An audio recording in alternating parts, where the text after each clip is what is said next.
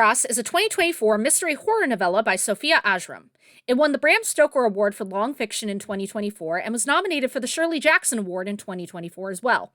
It was also a finalist for the This Is Horror Award for Novella in 2024. I remember what caught my attention with this book was the fact that the main character was described as being caught in a looping subway. Now, I can't quite recall if a reviewer or someone else may have described it as a time loop or something, but my brain interpreted that as, oh, so this is like Exit 8. So naturally, I picked up the book and read it. I wasn't a fan. Much like with Nothing But Black and Teeth, I kind of wanted to go back and reread the book, kind of analyze why it was that I wasn't that big of a fan. Like Cassandra Claus' novella, I really felt that Coup de Grace had a solid and somewhat unique premise that had a lot of potential to it. So, why did I not like it? So right off the bat, we are told that our protagonist, Vicken, is going to drown himself in the St. Lawrence River in Montreal. He gets on the subway, rides a bit of the way, and then has a brief tryst with a dude named Felix in a subway station bathroom. Felix slips Vicken a ticket with his number on it and leaves. Vicken presses on towards his demise. After falling asleep on the train, he wakes up, disembarks, and finds himself in a strange concrete structure. It's described at one point in the book kind of being like an M.C. Escher work. The exact image isn't specified, but from the context, I'm guessing that the author was referencing Relativity, which is the really famous one with all the staircases in it. So we're talking a dark gray concrete everything, railings, dome ceilings, weirdly disproportionate rooms, and even convenience stores here and there with food and other items in them. The aesthetic I believe the author is going for is never-ending concrete subway system from hell. So Vicken is obviously like, what in the fresh hell is this? And he tries to find a way out. Doesn't find one, but he does find a lady that he refers to as Pashmina because she's wearing a pashmina scarf. Pashmina eventually reveals that, like Vicken, she very much intended to end it all. Although in her case, it's because she has cancer that has progressed to about having a 3% survival rate, and that's only if she lets the doctors amputate her leg. So Vicken and Pashmina reluctantly spend what is said to be several weeks, possibly months together, surviving off of food from the convenience stores I mentioned before, and generally weeping over what's looking to be their final fate. But they begin to chase a sound that they can hear from somewhere in the distance, and eventually they slide through a narrow crack of a hallway into a room that holds, boy oh boy, an amalgamation of human bodies that have merged with the concrete. The bodies begin to peel off the wall and start coming towards them. Pashmina panics, runs, and ends up going over a ledge, badly breaking her leg. Not so long after this, she is implied to have finally given up, and her body falls apart, effectively melting into the concrete and becoming part of the amalgamation. Vicken is left alone and continues wandering around the labyrinth. This is where the book starts to get a bit weird. And I can hear it. I know. Now this is where the book starts getting weird, I hear you say. But, oh yeah, this is where we start getting into some kind of weirder territory.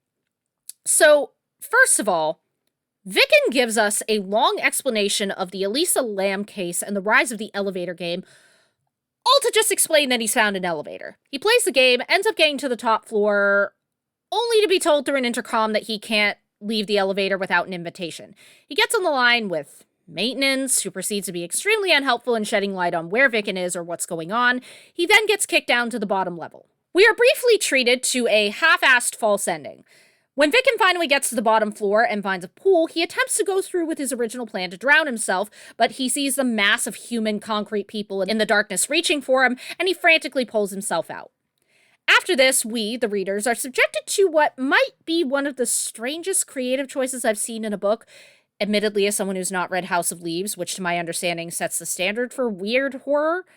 The book turns into a choose-your-own-adventure game. Vicken just flat out breaks the fourth wall to pieces and tells us to choose what we want to have happen next. For the first round of choices, he basically bitches us out for whatever we choose, except for one where he tells a very long, dumb joke that did admittedly make me laugh.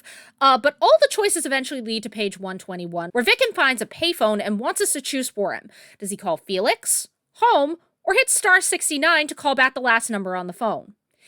If you go full ET and choose to phone home, no one answers. If you try again, you're instructed to go back and reread the book from page 30. If you choose Felix, you get the good ending. Allegedly. Vicken somehow escapes, I'm gonna get into this in my analysis, meets up with Felix, everything's chill for now. If you choose to call back the last number on the phone, Vicken overhears a conversation he once had with a suicide hotline right before he made a previous attempt on his life. This sends him spiraling, and eventually he ends himself and becomes a member of the human flesh concrete cosmic monster. The end. Okay, so, where do I start?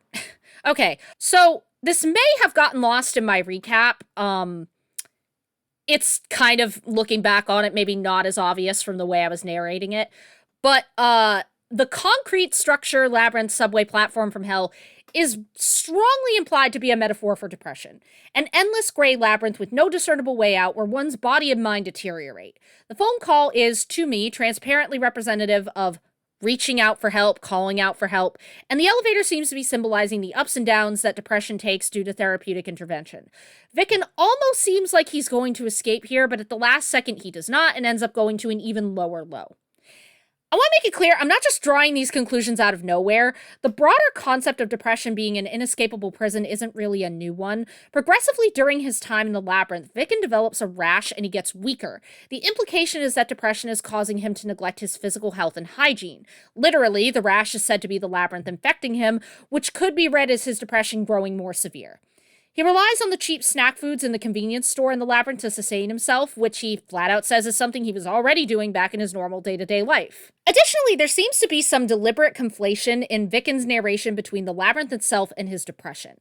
On pages 76 and 77, for example, Vicken goes off about the thought of Felix keeping him going. But the way the author words all of this seems to be intentionally confusing whether or not Vicken is talking about managing his depression or escaping the labyrinth. From page 76, quote, "And often, these small defiances of expectations are not enough anyway. Oh, yes, I know. The tools to fight. With a bit of radical acceptance, self-compassion, behavioral therapy, mindfulness, meditation, and the right combination of diet and pills, you too can find the fucking exit to this place." Unquote. Then, on page 77, quote, "Tell me there are people who can endure the magnitude of this place. Tell me I can be one of them." Unquote. I'm skipping a few lines here to get to the ones that kind of reinforce my point, but a little further on the same page, quote, "Tell me that with enough strength I can peel the walls of this place like an orange. Tell me I'm not beyond help. Tell me the horseshit I tell myself to get through the nights isn't just the impulse of a hopeful delusion." Unquote. Oh, and there's another telling one from page 65, quote, "This place takes everything from me. Life's simplest pleasures, eating, sleeping, sex, turned feculent." Unquote. The language and context slips back and forth between talking about the literal experience of the labyrinth and the metaphorical experience of depression. Enduring the magnitude of this space, as in physically enduring the labyrinth, but also surviving the lows of depression. With enough strength, I can peel the walls of this place like an orange, as in with enough strength, he could physically escape the labyrinth, but also that with the same strength, he could endure through depression. All life's pleasures turning rotten, as in the food in the labyrinth is literally losing its taste and Vicken can't really sleep well anymore, but also that this is what depression does. It saps the enjoyment out of the things you once took pleasure in and also disrupts your sleep patterns. The voices on the elevator intercom speak to him alternatively like a hotline dispatcher and a therapist. They claim to be part of maintenance and say that they're connecting him with a technician. On page 94, they say, quote, "It's okay to have a little trouble. Sometimes these machines need some oiling. That's what maintenance is here for." Unquote. They're ostensibly referring to the elevator, but then they start asking if Vicken needs to talk about something, and they also make a reference to a past attempt he had made at ending his life. The strong implication, to me at least, is that maintenance is meant to be a metaphor for doctors and therapists trying to treat their patients' bodies like malfunctioning machines. And the payphone, as before, reads like someone reaching out. Vicken can call Felix, a person who represents hope and a better future for him, someone he maybe might trust to open up to. He can call home, but there's nothing there that's sufficient motivation to save himself. And if he does call star 69 and calls the last number back, he gets a recording of his last call to a suicide hotline. This is all entirely my interpretation. I could be wrong. You're free to disagree with me. I'm just saying that I'm not pulling my conclusion out of thin air. But I'm laying all of this out in such detail because my next point depends on me making the case that the labyrinth and what Vicken experiences in it is a metaphor for depression. Namely, that I think the biggest mistake that this novella makes, really, is telling us that Vicken was going to drown himself right at the beginning of the book. Now, before anyone goes off at me, I am not saying that the author should have made it a surprising twist at the end of the book that he was going to kill himself. What I'm saying is that this book would have, for me, felt more satisfying if we did a slow ramp up to this reveal. We meet Vicken on the subway. He has his tryst with Felix. We know where he's going, but we don't know why. He falls asleep, wakes up, gets off in the labyrinth. From here, you carry off the story much the same way. We start with Vicken not understanding where he is or what's happening. He meets with Pashmina, months pass, and slowly, as the novella progresses, we start to see his mental decline. We get more details about his history, which indicate that his mental health is not good. Pashmina admits to contemplating ending her life. Vicken's reaction maybe hints that he has considered doing the same thing. We slowly, progressively lead the audience closer and closer, and by the time he actually tries to drown himself in the labyrinth, it shouldn't be a surprise. Pull it off right, develop his character and his mental state well enough, and the audience has already arrived at the conclusion that Vicken doesn't want to be here anymore. This isn't a twist, it isn't a surprise, it's a natural conclusion that the reader has probably already come to before we even get to this point. Telling us right off the bat tips the author's hand. It did not take a lot of effort to figure out that the labyrinth and everything in it was a metaphor for depression, and the speed with which I figured that out ultimately removed a lot of the mystery and tension for me. It's eerie, it's weird, and I'll grant you that there's some tension in wondering what Vicken's going to do or how he's going to get out, but ultimately the book rides so hard on the depression metaphor that the actual literal story starts to fall apart and not make a whole lot of sense, especially when we get to the choose your own ending shit. What do I mean by that? Okay. Have you ever seen the movie Mother with Jennifer Lawrence and Javier Bardem? I did, and it was really confusing for me at first. They're a couple, they live in a beautiful house in the woods. The husband is a creative and the mother is building a beautiful home. But then two strangers show up out of nowhere and the husband, referred to as him, lets them in. Mother isn't happy about it. The couple is pleasant enough, but they're kind of weird and a bit intrusive. Then their kids show up and there's a whole conflict, and then a bunch of other people show up and Mother has to throw them out after they break a sink and then floods part of the home. The movie gets even more unhinged the further it goes on, but eventually I got what it was. The entire movie is a metaphor for Christian creationism. God, him, created their home, which is the world. Mother is Mother Earth, and she maintains it even when strangers, humanity, come in and starts destroying the home. If you interpret the film literally, it's borderline nonsensical. The character's motivations and behavior makes almost no sense within the context of the story if you interpret it literally. But if you understand it as a metaphor, it suddenly makes a lot more sense because the characters are representative of another thing. Coup de Grace wasn't quite as bad as Mother. You could still read this book and basically understand the plot, even if you don't catch that the labyrinth is a metaphor for depression. The literal, straightforward story of a suicidal man being trapped in an inescapable concrete labyrinth for months until he either escapes or succumbs is still workable as a story, even if you don't know the metaphor. But I do think that the story was way too heavy on the metaphor. And again, I think that this problem could have been mitigated by the audience not being explicitly told of Vicken's true intentions in going to the St. Lawrence River in the beginning. When you tell me that the protagonist has depression and intends on drowning himself right from the word go, I'm naturally going to hone in on how similar the labyrinth is to the sufferer's experience with depression. That removes about 85% of the mystery regarding the character's motivations, mentality, and the greater themes of this book. That remaining 15% of the mystery is just kind of there for how Vicken ultimately solves the problem, or not.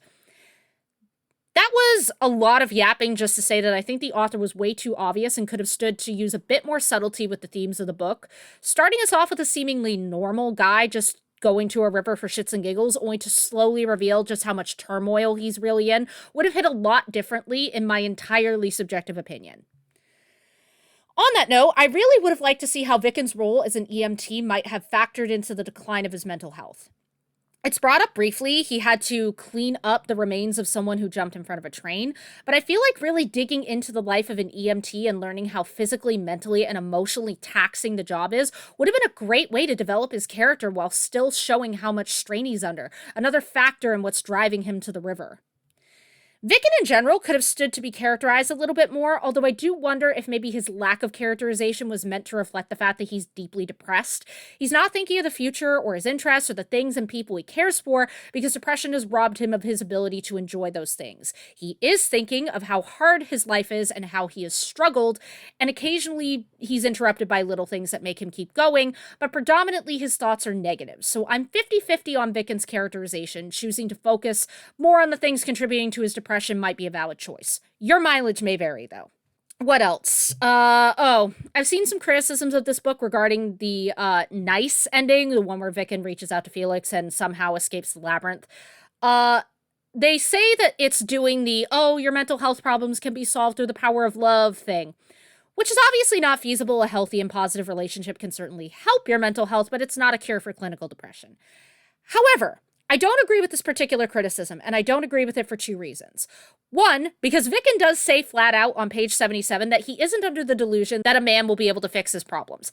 It's the hope that Felix represents, the hope that someone might actually love and care for Vicken in spite of his significant mental health struggles, the hope that he might one day find something resembling happiness and stability for himself. The second reason I don't agree with this criticism is because I think the people who are making it are taking the Felix ending at face value. And that's their right. You could read it at face value, but I personally didn't. On page 125, Vicken says, quote, "I want to write myself out of here, so I will," unquote. I don't think the Felix ending is necessarily a real ending. The way the author describes the scene, it's a little too sweet, a little too bright, a little too perfect and sunny and wonderful. I'll read it on page 126. Quote, "Slowly, color uncurls its delicate sleeping form. Sunlight combs its teeth through fields of chartreuse grass as tiny winged creatures tremble out of the golden mouths of flowers. To my right, a queer couple, deliriously in love, lay their bodies entwined on a milky pink linen blanket as they paint dragons and sailboats of fair weather clouds. Beyond, on the pier, a woman with a white lace parasol twirls it in the sun. Further yet, that same sun reddens the waves of the St. Lawrence River, rushing softly to break against the shore." Unquote. I think that this ending is Vicken's fantasy. It's what he wishes would happen, but I think the true ending is the one that takes up the last several pages of the book, where Vicken ends himself and ends up in the amalgamation. I could be totally wrong about this. The author's writing is so purple in general that she could just be describing a normal scene on the St. Lawrence River, and Felix, once he shows up, with the most overblown prose possible. And in fairness, given that Vicken has been trapped in a monotone gray prison for, by his reckoning, several months, it does make some sense that there might be more poetic descriptions focusing on color here. Again, your mileage may vary, but I'm not entirely convinced that this was meant to be the real and true ending of this book, or even a real and true ending of this book. On that note, let me get into the prose. Okay, I think I talked about purple prose in my Nothing But Black and Teeth review, because God knows there was a lot of it there. I'll quote myself directly from that review. "Purple prose is, by definition, characterized by overdramatic and excessive word choice, which means that you're spending more time focused on the prose than you are the story. Reading involves immersion. We are building images and scenes in our head as we read, and in order to do that smoothly, you have to be able to immerse yourself in the text to an extent. You know what makes immersing yourself in the text really hard? Having to constantly come to a screeching halt because the author used a word that you don't understand and cannot intuitively guess the meaning of. Oh, Jenny, I hear you say, perhaps with a touch of smugness, just because you can't understand a word doesn't mean the rest of us can't. Okay, you smug little knob whackers, let's have a vocabulary quiz. Define the following three words for me. No Googling. Algid, possibly pronounced algid, I don't fucking know, I've never heard it out loud before. Caligonous, and prodrome. How'd you do? Am I still a rube who don't know big words so good? Now, obviously, some of you define them just fine. Maybe you're familiar with the words already, and good for you, you little nerds. But I read plenty of grown-up fiction with big words in it, and I don't usually have a problem, usually because those authors are not deliberately yanking out a thesaurus and choosing the most obscure and non-intuitive word choices to make their point. On page 65, there is what I consider to be a decent example of how purpley complex prose can kind of be used and work. Quote, "I shed my weight like a deciduous forest when the nausea finds a season in me, my arms and legs whittling down to lanky canted angles, bony shoulders and a visible sternum." Unquote. I would argue that this works for a few reasons. I shed my weight like a deciduous forest. You may not know what deciduous means, but you might be able to glean the intended meaning because of forest. Vicken is shedding weight like a forest sheds its leaves when the nausea finds a season in him. It's a fancier way of saying that he's losing weight as a result of recurrent nausea, and the author then reinforces that by describing the change in Vicken's body. This is intuitive. I have enough information from context to understand the author's basic meaning, even if I don't quite remember what deciduous means, which is just a forest that sheds its leaves every year. Not all forests do that. Now that I've given you what I think is a good example, let me give you the direct quotes from those other words so you understand my problem with them. From page 40, in reference to the Nutty Putty Cave tragedy, quote, "They left him behind in that algid, narrow place that snuffed him out like a flame inside the darkness." Unquote. From this context, I have zero idea what algid means. even if I'd read the 3 or 4 sentences before it, I still wouldn't know.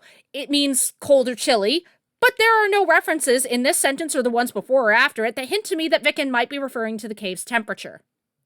Then, on page 60, quote, I look around the Caligulous room, full and dark as a womb, unquote. Caligulous could be describing any number of things about the room: its width, its height, its overall size, temperature, texture, some other physical feature on the walls or floor. It actually means misty, dim, or dark. Again, I need to stress that even if you read the paragraph that comes before it, or the one after, there are 0 hints that Caligulous refers to the room's low visibility. Finally, on page 63, quote, continuing on, walking to do something nice for myself, but in Pashmina's absence cements my relapse. The prodrome of my punctures and perforations, unquote. Again, in context, 0 idea what this means. Prodrome refers to a symptom that indicates you are getting sick. We get a vague hint in the word relapse, but punctures and perforations don't technically relate to an illness. I say technically because in Vicken's case, he's suffering from depression. You could argue that self-injury is a potential symptom of the condition, which he does end up going on to do. So, okay, there's some vague connections here. But my point is, if you're going to use very uncommon or complex words in your story, it would behoove you to slip in some hints as to what that word means. Instead of just describing the room as Caligulous, explain then how Vicken is struggling to see Pashmina. Drop little clues, and instead of the reader coming to a halt as they try to puzzle out the word, they might only slow down as they intuit the meaning and then keep moving. What else? What else do I have to say? The horror in the book wasn't bad, but it didn't reach the potential I think it could have. There was so much effort put into the depression metaphor that the horror aspects got pushed into the background. This is a horror novella. It is marketed as horror. It won a fucking Bram Stoker Award. I expect there to be some good quality horror in here. And yet, though it was weird and there was definitely some suspense and tension that could lend itself to a sense of horror, I feel it ultimately just did not take advantage of the premise to include more horror that would have been more satisfying for this genre. This is now the second novella that I have dedicated a very detailed review to, and much like Nothing But Black and Teeth, I think part of my desire to do it was because it had a decent number of ratings on Goodreads, about 2,700 ratings as of this review. But it still has very low ratings on average. I'll grant you that Nothing But Black and Teeth had far worse ratings from a much larger sample size, but nearly 3,000 ratings and a 3.07 average suggests that the readers, primarily people who were attracted to this premise and everything it promised, came away feeling less than thrilled with the result. I still maintain that this book, in my entirely subjective opinion, would have been received much better if we weren't told right off the bat that Vicken was going to drown himself. Take that away, build us up to it slowly and naturally, lay down the path for us to follow, and we come to that conclusion towards the end when the tension and emotion of Vicken's situation is at its height. I feel like it just would have been so much more satisfying that way as a story. Aside from that, and the purple and complex prose, one other thing that I clocked a couple of reviewers talking about was that they were, like, really mad about the choose your own adventure thing at the end. I feel like this sort of thing might have worked in a different book, a black comedy especially, but it does feel out of place in Coup de Grace. I think the author was going for bizarre cosmic horror and thought the breaking of the fourth wall might be a way to go further into that, but ultimately a lot of people seem to view it as a cop-out to coming up with a solid ending, and I can't say I disagree with them. So yeah, was not a fan of Coup de Grace. It was a great concept that just didn't pan out in execution for me.